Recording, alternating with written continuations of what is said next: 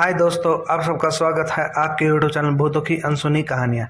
आज जो है मैं कहानी आपको बताने जा रहा हूँ, इसका नाम है ट्रेन में घटित एक डरावनी कहानी। चलिए अब बढ़ते हैं आज की कहानी की ओर। आपका इंतजार एक भयानक रात कर रही है, ऐसी रात्रि जो चीख की गूंज से सहमी हुई हो।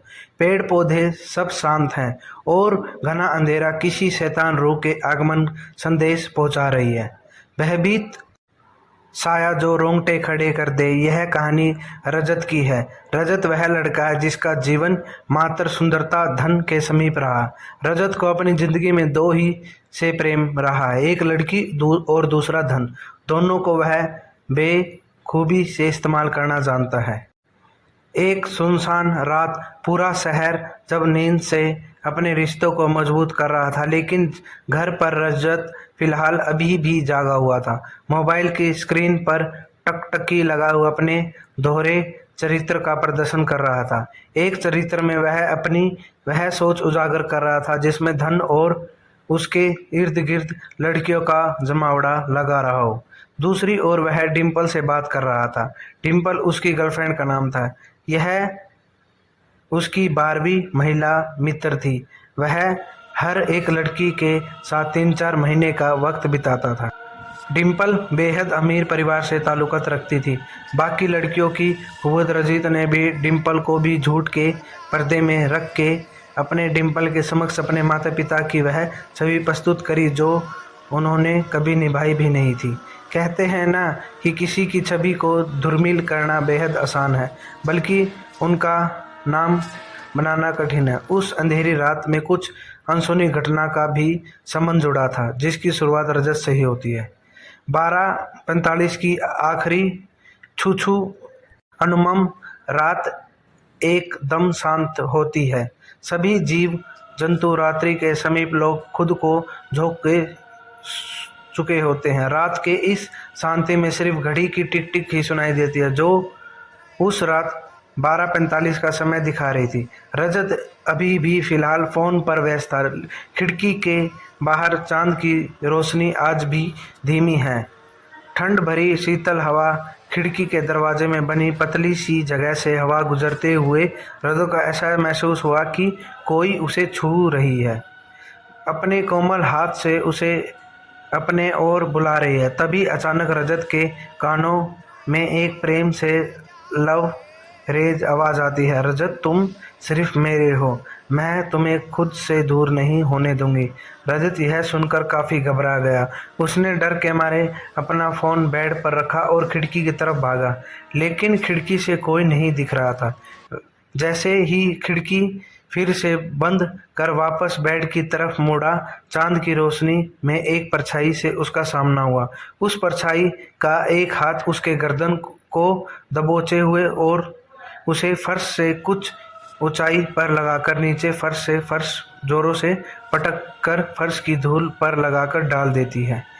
वह उसी वक्त बेहोश हो जाता है और होश में आने के लिए सूर्य के प्रकाश के आने तक का समय लेता है।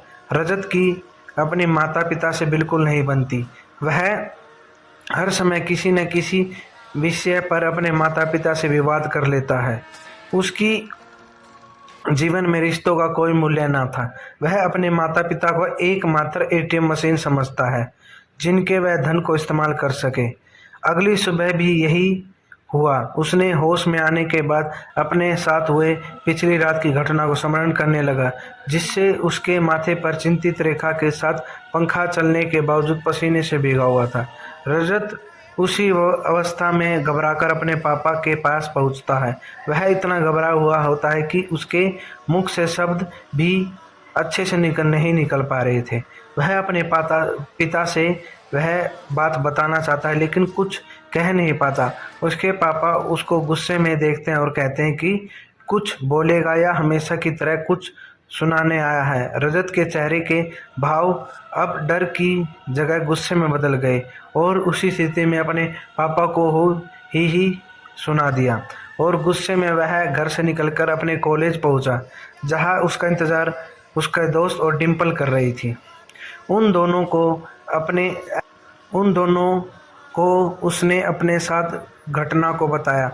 उसके दोस्तों ने कहा यह तेरा वहम होगा भाई, कोई लड़की तेरे को कैसे उठा सकती है, वह भी सिर्फ एक हाथ से। यह बात कहते ही रजत का दोस्त और डिम्पल जोर से ठहाके मारने लगते हैं। यहाँ मेरी जीवन की लगी हुई है और तुम बेशर्मों की तरह हंस रहे हो। रजत दबी सहमी आवाज में कहता है, अरे तू इतना क्यों डर रहा है, सब ठीक हो जाए। रजत के दोस्त ने उसे चेतावनी देते हुए कहा, लेकिन रजत ने अपने मन में यह ठान लिया कि वह अपने घर नहीं रुकने वाला, सब छोड़कर कहीं दूर चला जाए। रजत का यह फैसला सुनकर उसका दोस्त उसे रोकने की सलाह देता है और कहता है कि रजत को अपने परिवार को अकेले नहीं छोड़ना चाहिए। लेकिन वह ठान चुका था कि उसे अपने परिवार से कोई मतलब नहीं है। वह यही सोचता है, उसके परिवार उससे प्रेम भाव नहीं रखते। डिम्पल कहती है, अगर तुमने नक्की ही कर लिया है तो आज रात को तुम मेरे साथ मेरे शहर लखनऊ चलना, वहाँ अपनी नई जिंदगी शुरू करना। रजत को डिम्पल का सुझाव राज आ जाता है। रजत ने डिम्पल के कहने पर घर से अपना बैग को सही तरह से पैक कर चंडीगढ़ रेलवे स्टेशन पर पहुंच गया। डिम्पल ने उसे प्लेटफॉर्म नंबर 4 पर आने को कहती है। रजत 10 बजे छुप कर अपने गृह से प्रस्थान कर लेता है। उसे बाहर जाने में अजीब लगता है। रजत का यह रात बाकी रात से अलग होती है। मौसम में सर्द हवा की मौजूदगी तो होती है, लेकिन फिर भी रजत को घुटन महसूस कराती है। जैसे ही समय का पहिया रात के 12:45 बजे पहुंचती है, प्लेटफार्म पर एक ट्रेन की एंट्री होती है। रजत पूरा घबराहट से भरा हुआ था। डिम्पल अभी तक रेलवे स्टेशन नहीं पहुंची हो। स्टेशन भी पूरी तरह से किसी शमशान घाट का रूप धारण कर चुका था। रजत को कुछ समझ नहीं आ रहा होता है। डिम्पल का इंतजार करते हुए उसने इधर उधर हर दिशा में अपने चक्षु को दौड़ाया, लेकिन डिम्पल कहीं नहीं दिखी। तभी फिर से एक ध्वनि रजत के कानों में गूंजती है, रजत मेरा इंतजार कर रहे हो। यह वही आवाज़ थी जिसे रजत ने अपने रूम से सुनी थी। इसमें भी वही भाव की दस्तक थी। फिर वह आवाज़ एक भयंकर हंसी के वस्त्र पहन लेती है। रजत अपना होश खो चुका होता है। तभी वो आवाज़ ट्रेन का दरवाज़ा खोल उसके सामने आती है। यह कोई अन्य नहीं बल्कि डिम्पल होती है। रजत डिम्पल को देख लंबी सांस लेता है। वह जल्द से उसका हाथ थामे ट्रेन पर बैठ जाता है, लेकिन ट्रेन के भीतर का दृश्य देखकर वह घबराहट की अवस्था में पहुंच जाता। ट्रेन में भी कोई भी अन्य नहीं होता।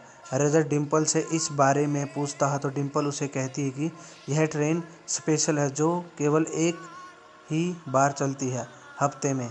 जिस डिब्बे में वह बैठे हैं वह महंगा है, इसीलिए कम ही लोग सफ़र करते हैं। रजत डिम्पल की बात मान जाता है। ट्रेन में घुसते ही डिम्पल उसे कहती है कि उसे बाथरूम जाना है, तो रजत अपनी सीट पर जैसे जैसे अपनी सीट पर जा रहा होता है उसे कुछ जानी पहचानी कई लोगों की बातें सुनाई देती हैं, जिससे वह कभी अवगत होता है। उसने वही आवाज़ पहले भी सुनी हुई होती है। उसे लगता है कि वह काफ़ी थक चुका है, इसीलिए ट्रेन में भी आवाज़ आ रही है। वह अपनी सीट पर बैठने के लिए पहुंचता है तो वहाँ एक लड़की घूंघट ओढ़े जोर से आंसू बहा रही होती है। रजत उस लड़की से पूछता है कि वह क्यों रो रही है, तो उसे जवाब मिलता है कि उस लड़की का किसी ने गलत काम कर दिया और उसका आरोपी बाथरूम में गया। रजत उस लड़की का चेहरा दिखाने के लिए कहता है ताकि वह मरहम पट्टी लगा सके। उसे ही लड़की घूंघट ऊपर करती है। उसका चेहरा देख रजत चकित रह जाता है। वह अपना बैग ज्यों का त्यों रख बाथरूम के तरफ भागता है और ज़ोर ज़ोर से डिम्पल को पुकारता है। डिम्पल तो नहीं होती, लेकिन उसका बाथरूम में इंतज़ार वही लड़की कर रही होती है। वह अपना होश बुरी तरह से खो चुका होता है। उस लड़की से जान बचाने के लिए वह ट्रेन से कूद जाता है। इसी में उसका जान चला जाता है। आखिर में उसका फ़ोन जो डर के मारे वह ट्रेन की सीट पर भूल जाता है, उस पर एक मैसेज आया होता है कि जिस पर लिखा होता है, सॉरी जान, मैं तुम्हें बताना भूल गई कि मेरा अपने शहर जाने का प्रोग्राम कैंसिल हो गया था। दोस्तों के साथ डिस्को में गई हूँ। आप होप तुम समझ लोगे। Love you. और ऐसी ही कहानी को पढ़ने के लिए हमारे चैनल को सब्सक्राइब करें।